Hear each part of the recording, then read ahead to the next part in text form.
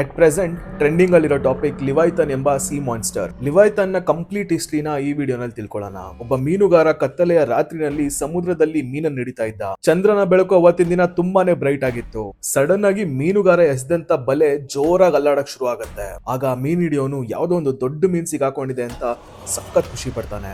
ಮತ್ತೆ ಆಗ ಮೀನುಗಾರ ಮೀನಿನ ಬಲೆನ ಮೇಲೆ ಎಳೆಯಕ್ ಶುರು ಮಾಡಿದಾಗ ಅದು ನೀರಿಂದ ಹೊರಗೆ ಬರಲೇ ಇಲ್ಲ. ಆ ಬಲೆ ಅಷ್ಟು ಭಾರವಾಗಿತ್ತು. ಅದೇ ಸಮಯದಲ್ಲೇ ಆ ವ್ಯಕ್ತಿಗೆ ಒಂದು ವಿಭಿನ್ನವಾದ ಸೌಂಡ್ ಕೇಳಿಬರುತ್ತೆ. ಏನಿದು ಅಂತ ಹಿಂದೆ ತಿರುಗಿ ನೋಡಿದಾಗ ನೀರು ತುಂಬಾನೇ ಅನ್ಯೂಶಲ್ ಆಗಿ ಅಲ್ಲಾಡ್ತಾ ಇರತ್ತೆ. ಹಾಗೆ ಆ ಮೀನುಗಾರ ಕೇಳಿಸ್ಕೊಂಡಂತ ಶಬ್ದದ ಫ್ರೀಕ್ವೆನ್ಸಿ ಹೆಚ್ಚಾಗ್ತಾ ಹೋಗುತ್ತೆ. ಮತ್ತೆ ಯಾವುದೋ ಒಂದು ಕ್ರಿಯೇಚರ್ ಅವನ್ ಬೋಟ್ ಹತ್ರ ಬರ್ತಾ ಇರೋ ತರ ಕಂಡು ಬರುತ್ತೆ. ಈಗಾಗ್ಲೇ ಆ ಮೀನುಗಾರ ತುಂಬಾನೇ ಭಯ ಬಿದ್ದಿದ್ದ.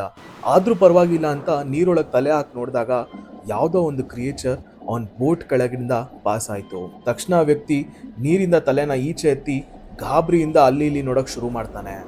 ಅಂದಂಗೆ ಆ ವ್ಯಕ್ತಿ ನೋಡಿದಾದ್ರೂ ಏನು, ಸಮುದ್ರದ ಆಳದಲ್ಲಿ ಅಡಗಿರೋ ಆ ದೈತ್ಯವಾದ ಕ್ರಿಯೇಚರ್ ಆದ್ರೂ ಏನು. ಈ ಒಂದು ಕತೆ ಎಷ್ಟು ಹಳೇದು ಅಂತ ಹೇಳಿದ್ರೆ ಈ ಒಂದು ಕತೆ ಮೇಲೆ ನಂಬಿಕೆ ಇಡಬೇಕಾ ಬೇಡವಾ ಎಂಬ ಕ್ವಶನ್ ತುಂಬಾನೇ ತಲೆಯಲ್ಲಿ ಓಡಾಡತ್ತೆ. ಅಂದಂಗೆ ಆ ಮೀನುಗಾರ ಕಂಡಂತ ಆ ಕ್ರಿಯೇಚರ್ ಲಿವೈಥನ್.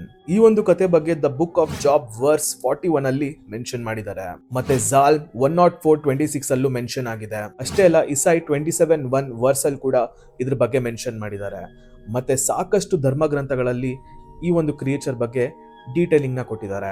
ಈ ನಡುವೆ ಲಿವೈಥನ್ ಅಂತ ಹೆಸರು ಕೇಳ್ತಾ ಇದ್ದಂಗೆ ಕಣ್ಮುಂದೆ ಫಸ್ಟ್ ಬರೋದು ಸಮುದ್ರದ ಒಂದು ದೊಡ್ಡ ಮಾನ್ಸ್ಟರ್. ಆದ್ರೆ ನಿಜವಾಗ್ಲೂ ಲಿವೈಥನ್ ಇದೆಯಾ? ಇದ್ರೂನು ನೋಡಕ್ಕೆ ಅಷ್ಟು ದೊಡ್ಡದಾಗಿ ವಿಕಾರವಾಗಿದ್ಯಾ? ಏನಕ್ಕೆ ಲಿವೈಥನ್ ಮನುಷ್ಯರ ಗಮನದಿಂದ ದೂರ ಇದೆ, ಇದ್ರ ಬಗ್ಗೆ ತಿಳ್ಕೊಳ್ಳೋಣ. ಬೈಬಲಿನ ಬುಕ್ ಆಫ್ ಜಾಬ್ ಪ್ರಕಾರ ಲಿವೈಥನ್ ನ ಸಮುದ್ರದ ಬೃಹತಾಕಾರದ ಪ್ರಾಣಿ ಅಂತ ಮೆನ್ಷನ್ ಮಾಡಿದ್ದಾರೆ. ಮತ್ತೆ ಸಾವಿರಾರು ಶಿಪ್ಗಳನ್ನ ಒಂದೇ ಸಲ ಮುಳುಗಿಸುವಂತ ತಾಕತ್ತು ಈ ಒಂದು ಕ್ರಿಯೇಚರ್ಗಿದೆ. ಮತ್ತೆ ಇದನ್ನ ಸೋಲ್ಸ್ಬೇಕು ಅಥವಾ ಸಾಯಿಸ್ಬೇಕು ಅಂತ ಹೇಳಿದ್ರೆ ದೇವರಿಂದ ಮಾತ್ರ ಸಾಧ್ಯ ಅಂತ ಮೆನ್ಷನ್ ಮಾಡಿದ್ದಾರೆ. ಬೈಬಲ್ನ ಹೊರತುಪಡಿಸಿ ಜಿವಿಶ್ ಬೈಬಲ್ ಅಲ್ಲೂ ಇದು ಬೃಹತ್ ಸರ್ಪ ಎಂದು ಮೆನ್ಷನ್ ಮಾಡಿದ್ದಾರೆ. ಇದು ಬೆಳಕನ್ನ ಕತ್ಲೆ ಮಾಡೋಷ್ಟು ದೊಡ್ಡ ಆಕಾರನ ಹೊಂದಿದೆ. ಮತ್ತೆ ಮನುಷ್ಯರ ಥಾಟ್ ಪ್ರಾಸೆಸ್ ನೇ ಮ್ಯಾನಿಪುಲೇಟ್ ಮಾಡುವಂತ ಇವಿಲ್ ಎಂಟಿಟಿ ಅಂತ ಮೆನ್ಷನ್ ಮಾಡಿದ್ದಾರೆ. ಮತ್ತೆ ನಾರ್ಸ್ ಮೈಥಾಲಜಿನಲ್ಲಿ ಇದನ್ನ ಯಾರ್ಮನ್ ಗ್ಯಾಂಡರ್ ಅಂತ ಮೆನ್ಷನ್ ಮಾಡಿದ್ದಾರೆ. ಮತ್ತೆ ಇದ್ರಲ್ಲೂ ಅಷ್ಟೇ ಇದನ್ನ ಸರ್ಪ ಅಂತ ಮೆನ್ಷನ್ ಮಾಡಿದ್ದಾರೆ. ಮತ್ತೆ ಈ ಒಂದು ಸರ್ಪ ಇಡೀ ಭೂಮಿನ ಸುತ್ತಕೊಂಡಿದೆ ಎಂಬ ಉಲ್ಲೇಖನೆ ಸಿಗತ್ತೆ. ವಿಭಿನ್ನ ಸಭ್ಯತೆಯಲ್ಲಿ ವಿಭಿನ್ನ ಹೆಸರು ಹೊಂದಿರೋ ಒಂದೇ ರೀತಿಯ ಪ್ರಾಚೀನ ಜೀವಗಳು ಸಿಗ್ತಾನೆ ಇರತ್ತೆ. ಮತ್ತೆ ಇಲ್ಲಿ ಯೋಚನೆ ಮಾಡಬೇಕಾಗಿರೋ ವಿಷಯ ಏನು ಅಂದ್ರೆ, ವಿಭಿನ್ನ ಸಂಸ್ಕೃತಿ ಮತ್ತೆ ವಿಭಿನ್ನ ಕಾಲದಲ್ಲಿ ಜನರು ಬದುಕಿದ್ದಾಗ ಒಂದೇ ತರ ಕಾಣೋ ಈ ಕ್ರಿಯೇಚರ್ಸ್ ಬಗ್ಗೆ ಯಾಕೆ ಬೇರೆ ಬೇರೆ ಹೆಸರನ್ನ ಯೂಸ್ ಮಾಡಿದ್ರು ಅಂತ ಇಲ್ಲಿ ನಾವು ಯೋಚನೆ ಮಾಡಬೇಕಾಗಿರೋದು ಏನು ಅಂತ ಹೇಳಿದ್ರೆ, ಎಕ್ಸಾಕ್ಟ್ ಆಗಿ ಈ ಒಂದು ಕ್ರಿಯೇಚರ್ಸ್ ಆಗಿನ ಕಾಲದವರು ನೋಡಿದ್ರ ಅಂತ. ಯಾಕಂತ ಹೇಳಿದ್ರೆ ಕಾಲ ತಕ್ಕನಂತೆನೆ ಈ ಕ್ರಿಯೇಚರ್ಸ್ ಬಗ್ಗೆ ವಿಷಯಗಳು ಚೇಂಜ್ ಆಗ್ತಾ ಹೋಗಿದೆ. ಲಿವೈಥನ್ ಬರೀ ಸಿ ಮಾನ್ಸ್ಟರ್ ಮಾತ್ರ ಅಲ್ಲ, ಧಾರ್ಮಿಕ ರೂಪದಲ್ಲಿ ಅಥವಾ ಬೈಬಲ್ ಅಲ್ಲಿ ಮೆನ್ಷನ್ ಆಗಿರೋ ಪ್ರಕಾರ ಲಿವೈಥನ್ ಹೆಸರಿನ ಅರ್ಥ ಪಾಪ ಮತ್ತೆ ಕೆಟ್ಟದು ಅಂತ. ಬೈಬಲ್ ಅಲ್ಲಿ ಲಿವೈಥನ್ ಬಗ್ಗೆ ಇನ್ನೊಂದು ವಿಷಯನ ಮೆನ್ಷನ್ ಮಾಡಿದ್ದಾರೆ. ಅದೇನು ಅಂತ ಹೇಳಿದ್ರೆ, ಈ ಒಂದು ಕ್ರಿಯೇಚರ್ ಮನುಷ್ಯರ ಆತ್ಮವನ್ನ ತನ್ನ ವಶಕ್ಕೆ ಪಡ್ಕೊಂಡು ಅದ್ರ ಜೊತೆಗೆ ಇಟ್ಕೊಳತ್ತೆ ಅಂತ ಹೇಳ್ತಾರೆ. ಮತ್ತೆ ಇದನ್ನ ಸೇಟನ್ಗೂ ಕಂಪೇರ್ ಮಾಡ್ತಾರೆ. ಜೂಯಿಶ್ ಬೈಬಲ್ ಅಲ್ಲಿ ಯುಗ ಕೊನೆಗೊಳ್ಳುವಾಗ ಈ ಒಂದು ಕ್ರಿಯೇಚರ್ನ ದೇವರು ಖುದ್ದು ಬಂದು ಸಂಹಾರ ಮಾಡ್ತಾರೆ ಅಂತ ಮೆನ್ಷನ್ ಮಾಡಿದ್ದಾರೆ. ಇದೇ ತರ ಪ್ರತಿಯೊಂದು ಗ್ರಂಥಗಳಲ್ಲೂ ಬೇರೆ ಬೇರೆ ರೀತಿಯ ಉಲ್ಲೇಖನೆ ಸಿಗ್ತಾನೆ ಹೋಗುತ್ತೆ. ಆದ್ರೆ ಒಂದು ವಿಷಯನ ತುಂಬಾ ಕ್ಲಿಯರ್ ಆಗಿ ಎಲ್ಲಾ ಕಡೆ ಮೆನ್ಷನ್ ಮಾಡಿದ್ದಾರೆ. ಅದೇನಂದ್ರೆ ಲಿವೈಥನ್ ಎಲ್ಲಾರನ್ನು ಭಯ ಪಡಿಸುವಂತ ಕ್ರಿಯೇಚರ್ ಆಗಿರತ್ತೆ ಅಂತ. ಕೆಲವು ಹಿಸ್ಟೋರಿಯನ್ಸ್ ಹೇಳೋ ಪ್ರಕಾರ ಲಿವೈಥನ್ ಎಂಬ ಕ್ರಿಯೇಚರ್ ಸದ್ಯಕ್ಕೆ ಎಕ್ಸಿಸ್ಟೆನ್ಸ್ ಅಲ್ಲಿ ಇಲ್ಲ ಅಂತ.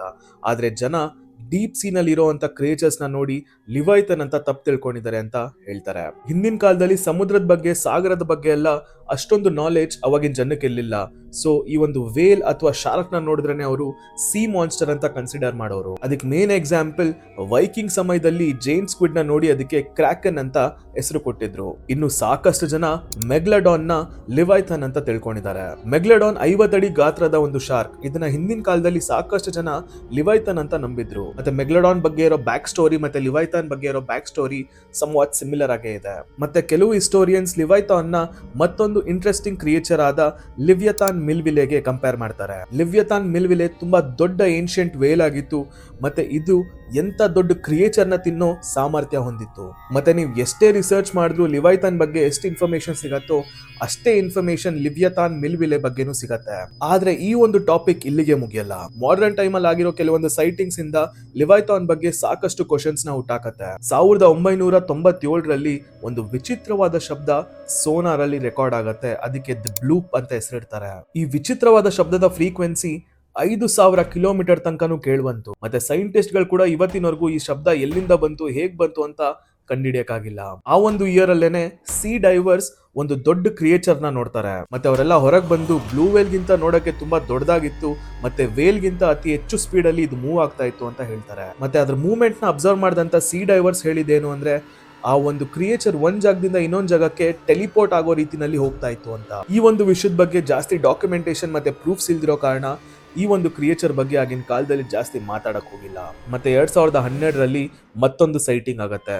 ಜಪಾನ್ನ ರಿಸರ್ಚರ್ಸ್ ಪೆಸಿಫಿಕ್ ಓಷನ್ ಅಲ್ಲಿ ಒಂದು ಕ್ರಿಯೇಚರ್ ನ ಸ್ಪಾಟ್ ಮಾಡ್ತಾರೆ. ಅದರ ಗಾತ್ರ ಹೆಂಗಿತ್ತು ಅಂತ ಹೇಳಿದ್ರೆ ಕ್ಯಾಮ್ರಾ ಕೂಡ ಅದ್ರ ಕಂಪ್ಲೀಟ್ ಬಾಡಿನ ಕ್ಯಾಪ್ಚರ್ ಮಾಡ್ಕೊಳಕ್ ಆಗಿಲ್ಲ. ಕೆಲವರು ಅದನ್ನ ಜೈಂಟ್ ಸ್ಕ್ವಿಡ್ ಅಂತಾರೆ, ಕೆಲವರು ಅದನ್ನ ಲಿವೈಥನ್ ಅಂತ ನಂಬ್ತಾರೆ. ಸಾಕಷ್ಟು ರಿಸರ್ಚರ್ಸ್ ಮತ್ತೆ ಸೈಂಟಿಸ್ಟ್ ಯಾವ್ದನ್ನ ಕ್ರಿಯೇಚರಿನ ಗಾತ್ರ ಸಮುದ್ರದಲ್ಲಿ ದೊಡ್ಡದಾಗಿ ಕಂಡು ಬಂದ್ರೆ ಅದನ್ನ ಲಿವೈಥನ್ಗೆ ಕಂಪೇರ್ ಮಾಡ್ತಾರೆ. ಬರ್ಮುಡಾ ಟ್ರಯಾಂಗಲ್, ಮರಿಯಾನಾ ಟ್ರೆಂಚ್ ಮತ್ತೆ ಪೆಸಿಫಿಕ್ ಓಷನ್ ಅಲ್ಲಿ ಡಿಟೆಕ್ಟ್ ಆಗ್ತಾ ಇರುವಂತಹ ಫ್ರೀಕ್ವೆನ್ಸೀಸ್ ಮತ್ತೆ ಸೌಂಡ್ ಲೆವೆಲ್ ಸಿಗ್ನಲ್ಸ್ ಇದಷ್ಟೂನು ಸಮುದ್ರದ ಆಳದಿಂದ ಬರ್ತಾ ಇದೆ ಅಂತ ಹೇಳ್ತಾರೆ. ಮತ್ತೆ ಈ ಸೌಂಡ್ ಫ್ರೀಕ್ವೆನ್ಸೀಸ್ ಸಿ ಕ್ರಿಯೇಚರ್ಸ್ ಅಥವಾ ಸಿ ಮಾನ್ಸ್ಟರ್ ಆಗಿದೆ ಅಂತಾನು ಹೇಳ್ತಾರೆ. ಬಟ್ ಸಿಗ್ನಲ್ ಫ್ರೀಕ್ವೆನ್ಸಿ ಸೌಂಡ್ ಬಿಟ್ರೆ ಯಾವುದೇ ತರ ಕ್ರಿಯೇಚರ್ ಎಲ್ಲೂ ಕ್ಯಾಪ್ಚರ್ ಆಗ್ತಾ ಇಲ್ಲ. ಈ ಒಂದು ಅಂಡರ್ ವಾಟರ್ ಕ್ರಿಯೇಚರ್ ನ ಮೂವ್ಮೆಂಟ್ ತುಂಬಾನೇ ಫಾಸ್ಟ್ ಆಗಿರೋದ್ರಿಂದ ಯಾವುದೇ ರೀತಿ ಪ್ರೂಫ್ ಗಳು ಕೂಡ ಸಿಗ್ತಾ ಇಲ್ಲ. ಈ ಇಷ್ಟು ರಿಸರ್ಚ್ ಮತ್ತೆ ಥಿಯರೀಸ್ ಅಲ್ಲಿ ಲಿವೈಥನ್ ಬಗ್ಗೆ ಎಲ್ಲೂ ಪ್ರೂಫ್ಸ್ ಅನ್ನೋದು ಕರೆಕ್ಟ್ ಆಗಿಲ್ಲ.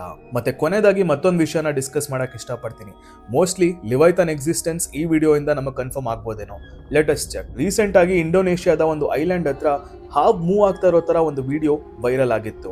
ಆದ್ರೆ ಈ ವಿಡಿಯೋದ ನಿಜವಾದ ಸತ್ಯ ಏನಂತ ಗೊತ್ತಾ? ಹಾವ್ ತರ ಮೂವ್ ಆಗ್ತಾ ಇರೋ ಈ ಒಂದು ಕ್ರಿಯೇಚರ್ ಬರೀ ಸಮುದ್ರದ ಅಲೆ ಮಾತ್ರ. ಮತ್ತೆ ನಮ್ ಜನ ಕೇಳ್ಬೇಕಾ ಫಸ್ಟೇ ತುಂಬಾ ಇಂಟೆಲಿಜೆಂಟ್.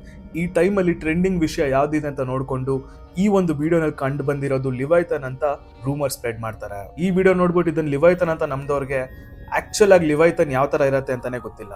ಆದ್ರೆ ಲಿವೈಥನ್ ಕಂಪ್ಯಾರಿಸನ್ ಅಲ್ಲಿ ಒಂದು ವಿಷಯನ ಹೇಳ್ಬೇಕು ಅಂತ ಹೇಳಿದ್ರೆ ಇತ್ತೀಚಿನ ದಿನಗಳಲ್ಲಿ ಫೇಮಸ್ ಆದಂತ ಗೂಗಲ್ ಅರ್ತಿನ ಒಂದು ಫೋಟೋ. ಈ ಫೋಟೋದಲ್ಲಿ ನೀವು ಗಮನ ಇಟ್ಟು ನೋಡಿದ್ರೆ ಸೌತ್ ಅಮೆರಿಕಾದ ಕೆಳಗಡೆ ಹಾವಿನ ರೀತಿನಲ್ಲಿ ಫೇಸ್ ಇರುವಂತ ಒಂದು ಇಮೇಜ್ ಕಂಡು ಬರುತ್ತೆ. ಇವಾಗ ನೀವೇ ಯೋಚನೆ ಮಾಡಿ ನೋಡಿ, ಲಿವೈಥನ್ ಎಂಬ ಕ್ರಿಯೇಚರ್ ಬಗ್ಗೆ ನಮ್ಮ ಗ್ರಂಥಗಳಲ್ಲಿ ಯಾವ ರೀತಿ ಬರ್ತಿದೆ ಏನಂತ. ಅದು ಜಸ್ಟ್ ಮೂವ್ ಆದ್ರೆ ಸಾಕು ಅಲ್ಲಿ ಸುನಾಮಿ ಮತ್ತೆ ಭೂಕಂಪ ಸಾಕಷ್ಟು ವಿಷಯಗಳು ನಡೆಯುತ್ತೆ ಅಂತ.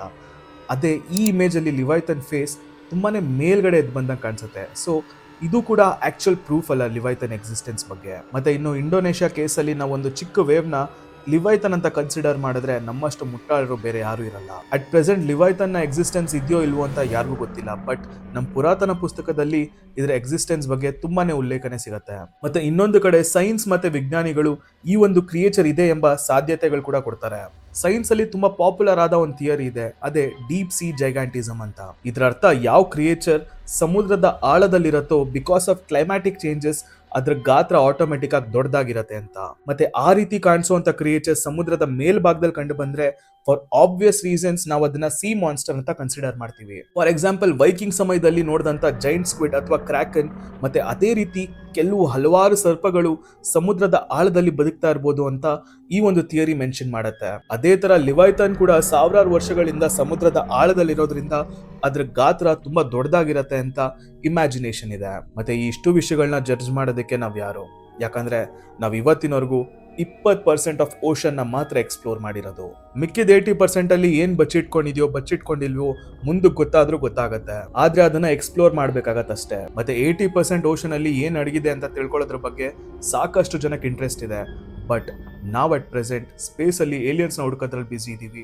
ಮತ್ತೆ ಮಾರ್ಸ್ ಮತ್ತೆ ಮೂನ್ ಅಲ್ಲಿ ಸೆಟಲ್ ಆಗೋ ಬಗ್ಗೆ ಪ್ಲಾನ್ ಮಾಡ್ತಾ ಇದೀವಿ ಅಷ್ಟೇ. ಮತ್ತೆ ಆಲ್ಮೋಸ್ಟ್ ನಮ್ಮೆಲ್ಲರಿಗೂ ಗೊತ್ತಿರೋ ವಿಷಯ ಏನು ಅಂತ ಹೇಳಿದ್ರೆ ಡೀಪ್ ಸಿ ನಲ್ಲಿ ಇರುವಂತ ಕ್ರಿಯೇಚರ್ ನೋಡಕ್ಕೆ ತುಂಬಾನೇ ವಿಭಿನ್ನವಾಗಿರತ್ತೆ, ವಿಚಿತ್ರವಾಗಿರತ್ತೆ. ಈ ಕ್ಯಾಟಗರೀಸ್ ನಲ್ಲೇ ನಮಗೆ ನೋಡಕ್ ಸಿಗುವಂತದ್ದು ಓರ್ ಫಿಶ್ ಅಥವಾ ಡೂಮ್ಸ್ ಡೇ ಫಿಶ್ ಮತ್ತೆ ಆಂಗ್ಲರ್ ಫಿಶ್ ಅಂತದ್ದು. ಡೂಮ್ಸ್ ಡೇ ಅಂದಂಗೆ ಜ್ಞಾಪಕ ಆಯ್ತು, ಲಿವೈಥನ್ ನಿಜವಾಗ್ಲೂ ನಮ್ಮ ಅಂತ್ಯಕ್ಕೆ ಕಾರಣವಾಗತ್ತಾ?